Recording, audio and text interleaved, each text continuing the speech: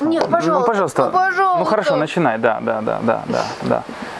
давай. Наш приезд знаменовался тем, что мы увидели смерть, день рождения, еще один человек здесь родился. Какие-то еще были такие вообще невероятные события, которые с нами происходили на Бали.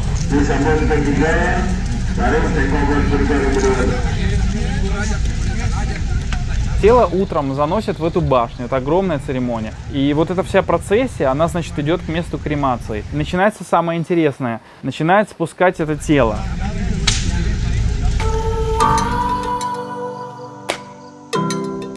Смотри, что происходит с мимозой, оказывается, когда ее трогают. Оп! Куст имбиря. Там растет корень под землей. Так выглядит куркума, видите? Вам вдруг покажется, что это просто трава, но на самом деле это лемонграсс. На Бали вообще нет традиции собираться за столом всей семьей. Тофу с кунжутом. Я как бы вижу, что ты меня уже приветствуешь. Фантастическое ощущение, которое, понимаю, написано у меня на лице. Сейчас очередь Андрея.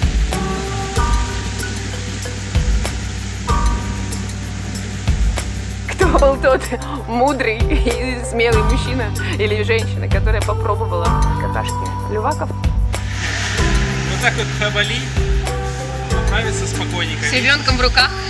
Если вы были на Бали и не были в Убуде, то вы не были на Бали, потому что вы не ощутили эту культуру волшебного сказочного острова. Привет, я Андрей. А я Маша. Мы пара, путешествующая по всему миру вдвоем. Мы просто едем и едим, используя различные способы передвижения в поисках самых красивых маршрутов и самой вкусной еды.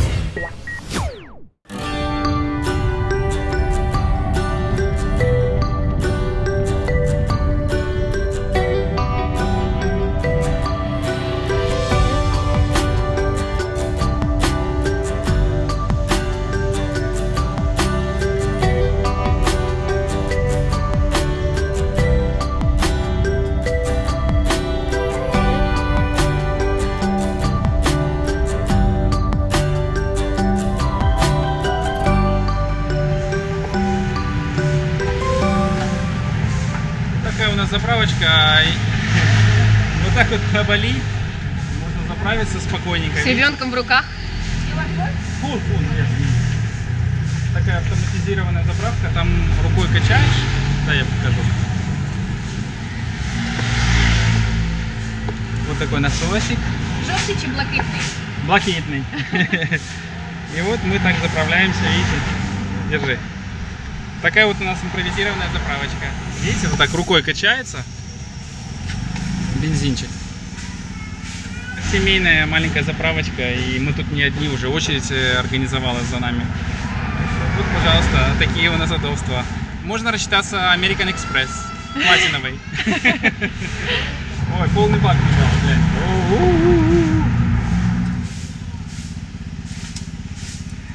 Thank you. How much? 35. Сколько стоила заправка? Сейчас 13 тысяч, это 10 долларов. 2 доллара? Значит, 2 доллара это 26, 2,5 доллара где-то, да. Катаем. Гуляем на все.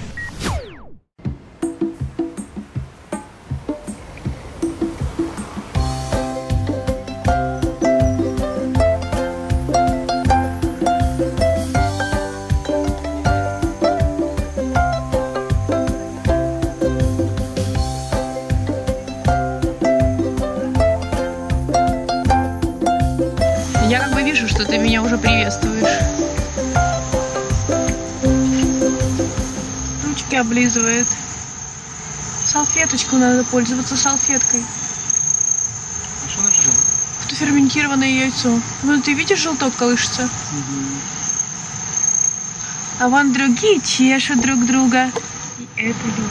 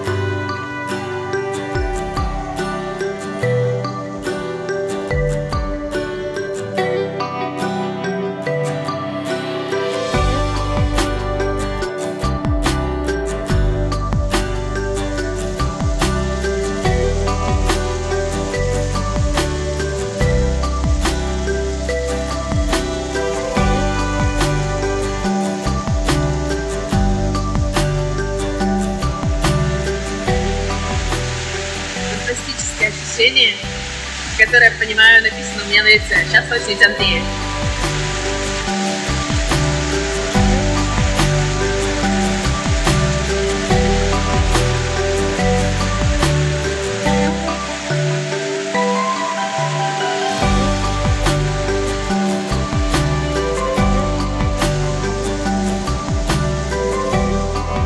Были святого источника, ни одного человека-туриста. Такие ощущения, знаете, прям Маша говорит, что у нее колени задрожали, а у меня прямо закружилась голова. Что-то в этом есть. Сегодня полнолуние. Мне кажется, в полнолуние это сделать вообще замечательно.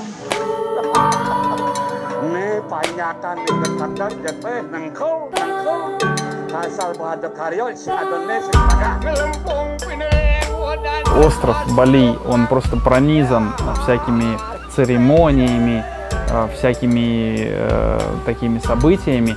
И они есть очень странные, на наш взгляд. Например, есть церемония подпиливания зубов, да? При достижении половой зрелости у подростков подпиливают клыки. 2 зуба наверху, 4 внизу. Да, смысл этой церемонии в том, чтобы человек избавился от своего животного я, да, то есть как бы от своих животной стороны, животных инстинктов и стал человеком. И без подпиленных зубов здесь не хоронят и не кремируют.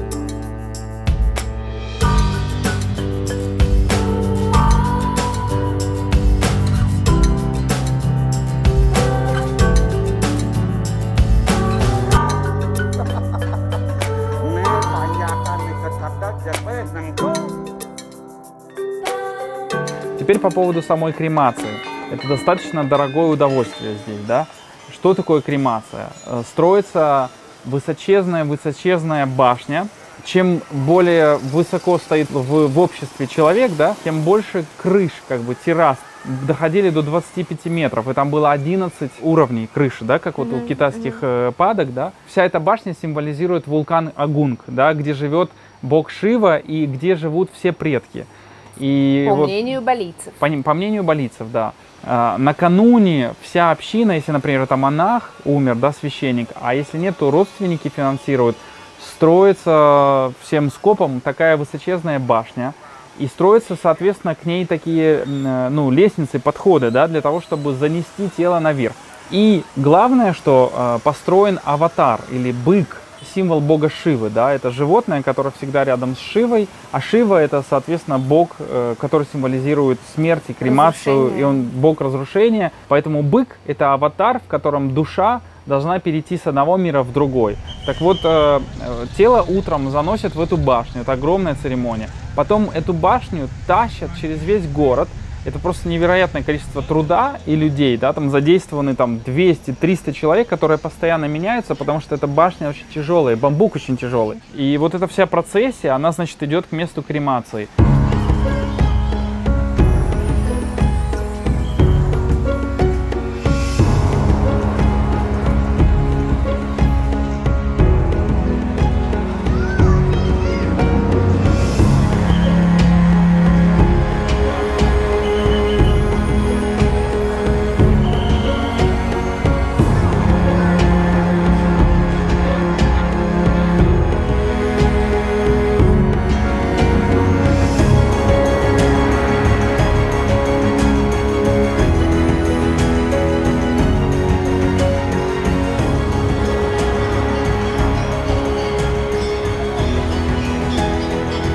Место кремации обычно это тоже храм Шивы.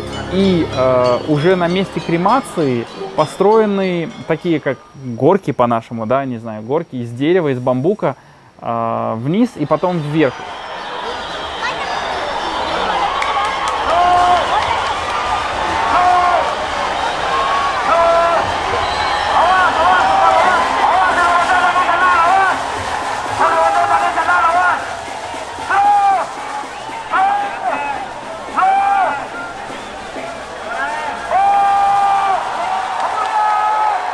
Потом, значит, быка затаскивают на место кремации. И начинается самое интересное.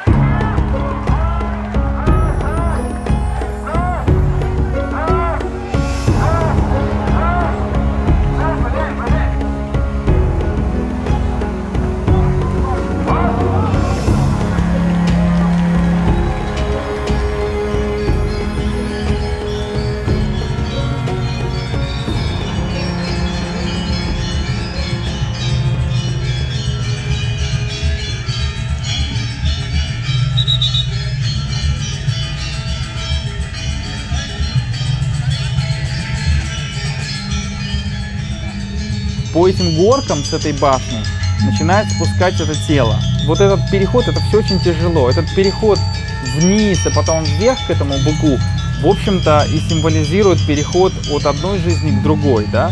И вот этот бык, который потом погружает тело умершего, чтобы его кремировать, это аватар, который должен помочь душе пройти в духовный мир или переродиться в новом теле, так как ему положено по карме.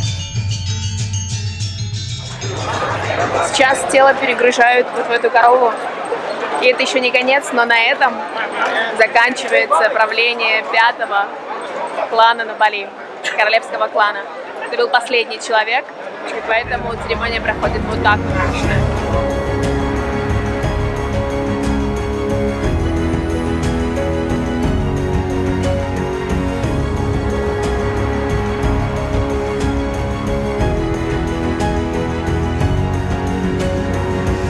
Но самое интересное, что вся эта церемония, это очень веселая церемония, это праздник. Кто-то ходил и продавал надувные шарики, тут какие-то пирожки, водичка, лимонад, какие-то дуделки, пыхтелки, рычалки. Такие трубочки, как у нас на футболе, вот эти болельщики используют, помнишь? А потом принесли тело. Да. Потому что для них это праздник освобождения, то есть освобождение души из этого там бренного материального тела. Что же делают с людьми, у которых нет денег кремировать своего родственника сейчас?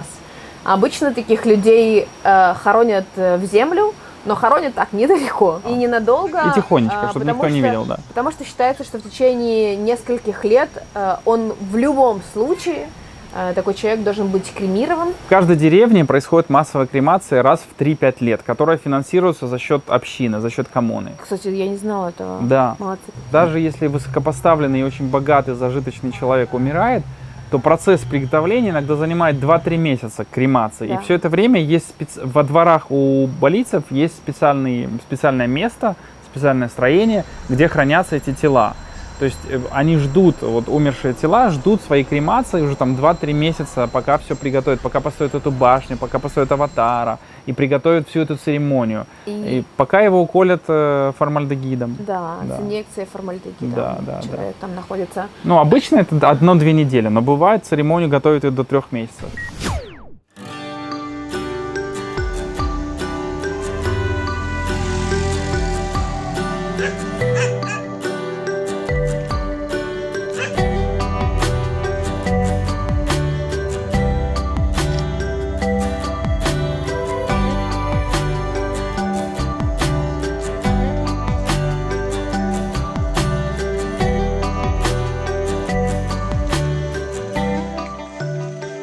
Самый дорогой кофе в мире рождается здесь, вот в таких чудесных условиях.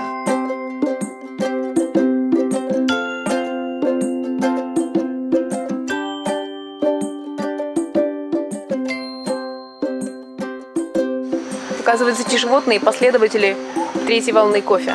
Они едят только арабику, 100% арабику. Робусту не подпускают к себе. Так растет кофе. Ягоды должны стать красными. Животное называется лювак. Написано, что они агрессивные, и трогать их тоже нельзя.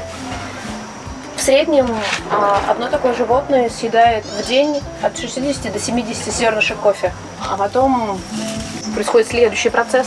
Как его назвать прилично? Ну, они говорят, дай пол. Ну, в общем, потом они проходят по всему процессу пищеварения этих люваков. И в итоге ребята собирают какашки. Ну, выглядит так, в смысле, нормально выглядит. В смысле, очень даже неплохо выглядит. Здесь они обсушиваются, промываются в воде. Это уже помытые и высушенные. В течение 1 недели они сушатся и, слава богу, становятся чистыми. Но уже подвергшимися процессу ферментации.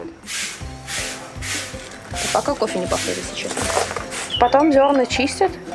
Чистят их в ступке, чтобы кожица вся эта сошла. И вот получается чистое зерно. Вот оно какое. Потом это зерно обжаривают. Пошли, расскажу, как обжаривают. Самое интересное, что это не туристическая лавка, они действительно здесь его обжаривают, и больше нет никаких... ну, то есть здесь маленькая печка, а там внутри большие чаны и ростеры. Нет, такого нет. Они обжаривают здесь в сковородке это все дело. Постоянно помешивая, кофе обжаривается. Видишь, какой он здесь уже. Тут же тебе вон кофейку можно нагреть. И потом эти зерна кладут в ступку. Там потом такой огромной толкушкой все это делают, толкут и перетирают. И потом они берут кофе в сито. В очень-очень-очень мельчайшее сито. Видишь, какое? Такой дедовский, знаешь, способ. Забудем о том, через какой процесс он прошел, чтобы попасть в эту чашку. Просто объективно попытаюсь вам рассказать свои впечатления. Я не знаю, чем отличить лувак от не лувака. Давайте вот я попробую. Вот это обычный балинийский кофе, да? Он сказал. Вот this is a simple coffee. А, ты знаешь, ароматы разные.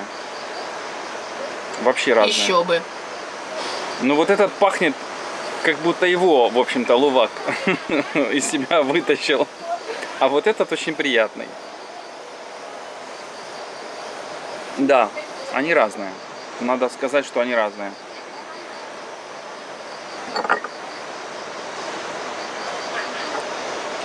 Угу. Этот какой-то больше пережаренный, что ли, более привычный для нас такой. Более этот лувак как хорошая альтернатива. Кемикс или пуровер. Супер. На Бали вообще нет традиции собираться за столом, как делают, например, итальянцы. Собираться за столом, делить обед или ужин, или завтрак друг с другом и общаться всей семьей.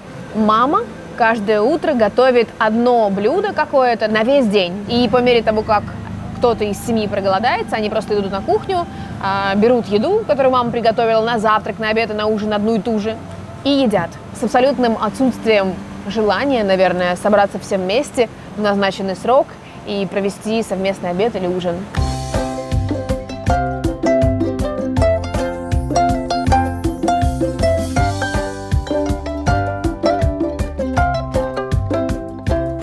Легендарный ресторан в Убуде тем, что до этого когда-то это было кафе, которое так и называлось Bridges, ну, в смысле, мосты, да, потому что рядышком с рестораном находятся мосты, под которыми течет река Чампучан. И он прямо здесь, вот этот ресторан наверху стоит. Ресторан был переоткрыт в 2010 году, и с тех пор огромное количество местных и туристов заходят сюда. И мы одни из них. И перед нами фантастический индонезийский ланч, потому что сюда можно прийти на ланч и попробовать индонезийскую кухню, а можно прийти на вечер и попробовать европейскую кухню в вариациях местного шефа. Эта еда не только о Бали, это еда обо всей Индонезии, потому что когда-то здесь, на Бали, хозяйничали голландцы, и они хотели попробовать все вкусы, которые она только может дать. Поэтому из разных частей Индонезии собраны эти закуски в том числе. Вот это, например, тофу. Тофу – это соевый сыр с зеленью, которая потом заворачивается в такой ролл. Это рис с куркумой, рис с турмериком. Они смотрят на меня. Это арахисовый крекер. Посмотри, какой красивый. Знаешь, похож на фокаччу итальянскую. Араб – местная балинезийская закуска. Здесь зелень и кокосовый дрессинг. Это ферментированные соевые бобы, которые потом обжариваются такими кусочками. Очень вкусно пахнет. Это овощной карри. Здесь есть тыква и сладкий картофель, и баклажаны есть, твои любимые. Это грибы на банановом листе. Они отварены на пару и так спрессованы. В общем, вот такая тоже закуска. А вот, собственно, банановый лист внизу лежит. Овощные сатай, то есть овощные шашлыки. Шашлычки, я бы даже сказала, по их размеру. Точно есть грибы, всякие вкусные штучки. Не знаю, будем пробовать. В таком наборе закусок присутствует мясо, обычно это говядина, но так как у нас сегодня вегетарианский ланч, нам подали джекфрут. Помните, да? Плоды хлебного дерева, они вырастают невероятных размеров. Нам хотели предложить еще бутылочку вина, но я города отказалась, потому как сегодня утром мы еще ели постную юридическую еду. Чин-чин, приятного аппетита! Крекер прям очень вкусный. Привет всем. Так здорово выглядит. Чем кушать? Палочками или вилочками? Руками. А мне вилочку лучше дай. Отцовская вилка. Приятного аппетита. Не обессудьте. Так нас тут кормят. Тофу с кунжутом.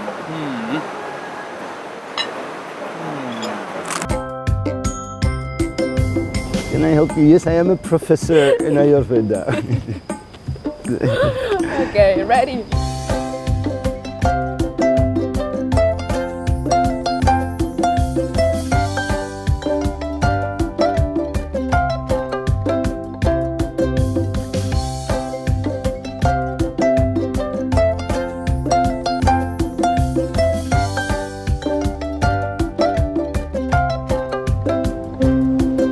Итак, я хотел рассказать, что из себя представляет один день в аюрведа клинике One World Ayurveda.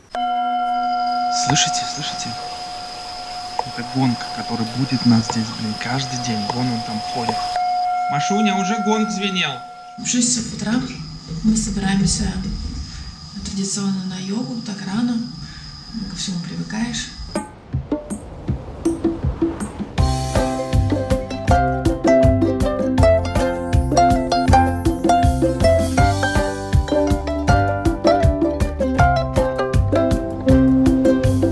Давайте посмотрим, что из себя представляют номера в этой клинике. Из того, что мальчики могут не заметить, а девочки не заметить не могут.